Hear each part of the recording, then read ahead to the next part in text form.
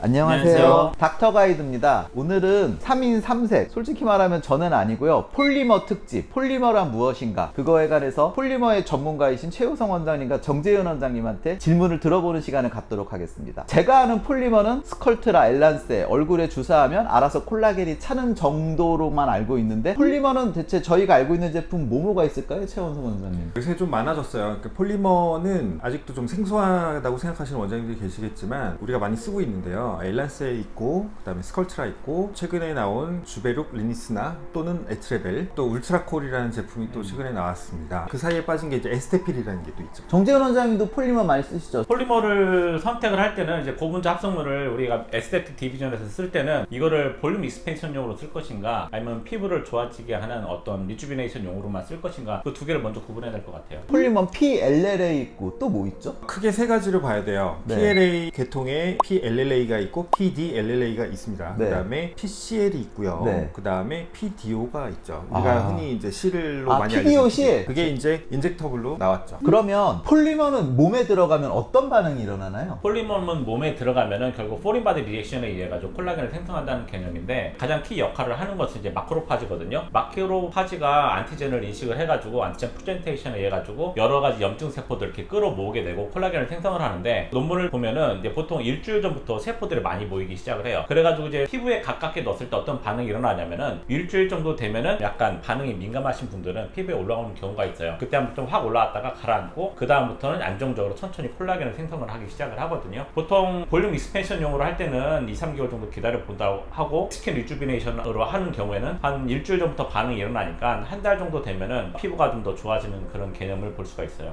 최우성 원장님도 한 말씀 해주시죠. 저는 그렇게 생각해요. 폴리머라는 거는 여러 가지 종류를 말씀드렸지만 들어가는 깊이와 농도 중요하죠. 그래서 즉 필러의 역할이냐 아니면 스킨 리주비네이션의 역할이냐. 왜냐하면 폴리머는 둘 다 가지고 있어요. 그런데 어느 쪽에 치중할 거냐에 따라서 희석이라든지 아니면 사용하는 용량은 스스로 결정을 해줘야 돼요. 경험적으로 해줘야 되고, 그리고 아까 말씀하셨지만 환자마다 생각보다 볼륨이 잘 안 올라오는 분이 계시고, 또 생각보다 볼륨이 되게 잘 올라오는 분이 계시기 때문에 좀 경험적으로 이렇게 적응해서 이런 용량이나 다일루션을 정해서 들어가야 된다고 생각합니다. 그리고 요거는 이제 제 질문인데, 그러면 스킨 리주비네이션용이나 익스펜더 용도에 따라서 들어가는 깊이도 다른가요? 그쵸. 근데 스킨 리주비네이션을 깊이 넣었다고 안 되는 건 아니에요. 그러나 볼륨이 더 우선이냐면 더 깊이 넣어야겠지만, 근데 만약에 나는 볼륨을 싫고 스킨 리주비네이션만 하고 싶다 그러면 인트라더마 인젝션을 해야 되는데, 이때는 예를 들어서 엘란세 같은 경우 오피셜하게는 인트라더마 인젝션이 안 됩니다. 그래서 인트라더마 인젝션이 되는 거는 지금 몇 가지가 나와 있죠. 그런 것만 사용을 하셔야 돼요. 종류가 많잖아요. 가장 먼저 나온 폴리머 뭐가 있죠? 스컬트라가 제일 오래됐죠. 그러면은 스컬트라, 그 다음에 엘란세? 엘란세. 네. 엘란세가 젤 타입의 유일한 폴리머였고, 그 다음에 뭐 있죠? 요즘은 이제 스킨 부스터용으로 많이 나왔죠. 우리나라에서 가장 처음 하는 게 에스테필. 아, 에스테필이 우리나라에서 나온 거구나. 그렇죠. 에스테필이 스컬트라의 어떤 시장을 겨냥해서 나온 경쟁 제품이라고 보시면 되죠. 요새 최근에는 어떤 제품들이 많이 나왔나요? 그 이후에는 이제 에트레벨 또는 같은 제품인데 이름이 좀 여러 가지예요. 주베룩, 레니스나 이런 이제 PDLLA가 안전성을 강조해서 나왔고, 더 안전성을 강조한 제품이 울트라콜이죠. 최 원장님 그거 전부 다 강의해 보셨죠? 네.